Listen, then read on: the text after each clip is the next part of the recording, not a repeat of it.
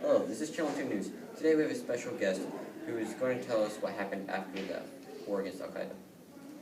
Thank you for having me on the show.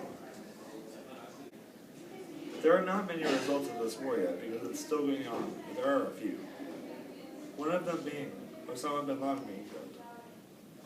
Osama bin Laden was killed because he was a leader of Al-Qaeda and came up with the plans for the group.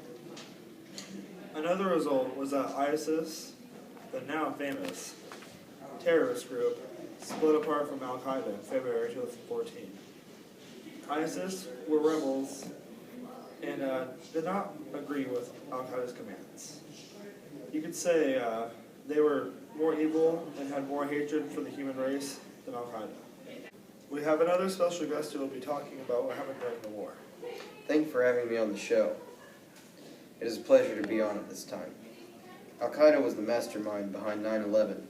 Al-Qaeda is the reason for many attacks on innocent people, including the bombing of the USS Cole, which had killed 17 people, 2 planes crashing into the World Trade Center, a plane crashing into the Pentagon, the bombing of a resort in Bali, killing more than 200 people, and 5 suicide bombings in Casablanca, Morocco. So John, I'm told you know why the war started. Please explain. Hello. The many causes of these terrible acts of terrorism consist of Western world not being like the Middle East wants, the U.S. interfering with the Middle East, many people all over the world discriminating against Islamic religion, thinking that the majority of believers are terrorists. America has 2 holy places, and the Muslims wanted them in 1996. The 30-page declaration of war was called the first fatwa, and the second fatwa, which was signed in 1998, is another declaration of war. It states 3 reasons which are American owning 2 holy places, the Crusader-Zionist alliance, and America's goal to serve the Jews, petty state endeavored from its occupation of Jerusalem and murder of Muslims there.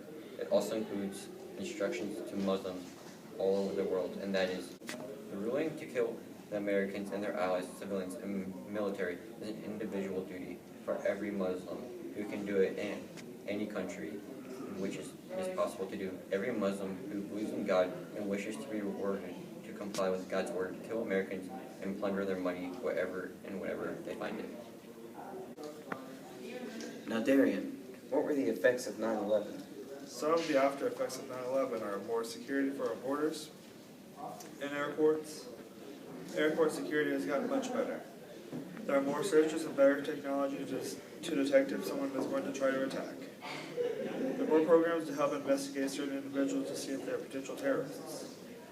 If they have a suspicion that a person can be capable of performing a terrorist attack, they'll have the NSA to investigate. This has helped quite a few times. It has also caused quite a stir. Some Americans feel as if they've been watched. The internet is not a place that you can have privacy on. Everything can be and probably is monitored. And in some instances, it can help you or it can make the government look like the bad. Even though Al-Qaeda is becoming less active now that Osama bin Laden is dead, their more extreme counterpart, ISIS, is now on the rise and is killing more innocent civilians than ever. This is Channel 2 News, signing off.